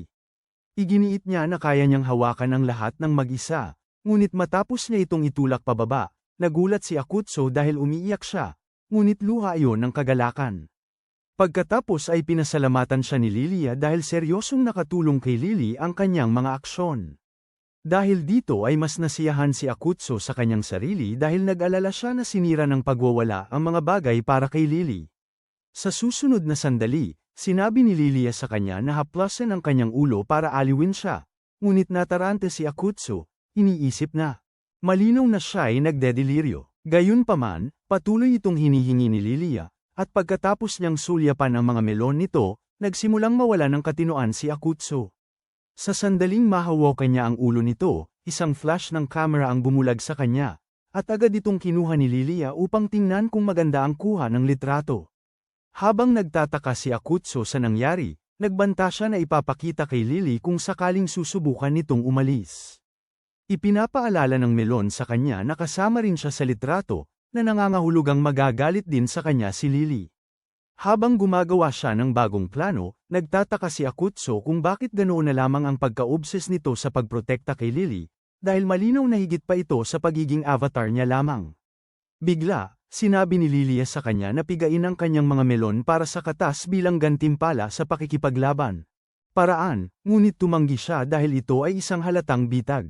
Pagkalipas ng ilang oras, sa wakas ay nagising si Lily at nagtaka kung bakit siya nasa isang kakaibang apartment na walang ibang suot maliban sa isang kamiseta. Matapos niyang makita si Akutsu na nagsisipilyo, napagtanto niyang ito ang lugar nito at inisip niyang naglilinis ito matapos siyang gamitin ng buong magdamag. Napansin ni Akutsu ang pagtitig, kaya tinanong niya kung ayos lang ba siya, at sumagot si Lily sa pagtatangkang atakihin siya. Habang bumagsak si Akutsu sa takot, tuluyang nagalit si Lily at halos matindi siyang saktan. Ngunit dumating si Lilia at tiniyak kay Lily na walang nakita si Akutsu. Matapos siyang tuluyang kumalma, ginawan siya ni Akutsu ng isang tasa ng kape at ipinaliwanag kung paano niya hinayaan. Pinayagan siyang umalis ng may babala. Sinubukan ni Lily na magtanong tungkol sa kanyang pagbabago, ngunit pinigilan siya ni Akutsu at sinabing halos wala siyang alam sa nangyari doon. Bahagyang gaman ang pakiramdam ni Lily. Ngunit naalala niya na dinala pa rin siya nito sa bahay nito at nagtanong kung balak nitong samantalahin siya sa huli. Matapos ipaliwanag ni Akutsu na posibleng magpadala ang Sway ng karagdagang puwersa sa kanyang lugar, napagtanto niya ang kanyang pagkakamali. Gayunpaman, ipinaalala rin ito sa kanya na hindi pa sila ganap na ligtas sa gulo. Dahil si Akutsu ay isang makapangyarihang demonyo, mas naging komplikado ang sitwasyon. Kaya naisip niya kung palalampasin siya ng langit kung sasabihin niyang pinag-aaralan lang niya ito para sa impormasyon. Gayunpaman, matapos siyang pasalamatan ni Akutsu sa pagpapabalik nito sa kanya sa katinoan, napagtanto ni Lily na Hindi na niya kailanman maitataksil siya ng ganoon. Noon din, sinabi ni Akutsu na dapat ay ligtas na para sa kanya ang umuwi. Ngunit tumanggi si Lily, sinasabing mas ligtas kung siya ay mananatili ng gabi. Nagpanik si Akutsu gaya ng dati at tinanong kung siya ba ay nasa kanyang tamang pag-iisip, kung saan ipinaliwanag ni Lily na kailangan niyang magtago sa natitirang bahagi ng gabi dahil ang mga anghel ay hindi madaling sumuko. Nagreklamo si Akutsu na iisa lang ang kama. Kaya sinabi ni Lily sa kanya na matulog sa sahig bago ipatawag si Lilia upang humanap ng mga kagamitan sa pagtulog para sa kanya. Ilang minuto pagkaraan, si Lilia ay may dalang mga supply para kay Lily at dagdag na saping higa para kay Akutsu, at pagkatapos niyang umalis, pumasok si Lily sa banyo para maligo. Samantala, sinamantala ni Akutsu ang pagkakataon na tawagan si Liz, ngunit abala ito sa pagsusukat ng mga bagong damit. Para sa misyon para iligtas siya.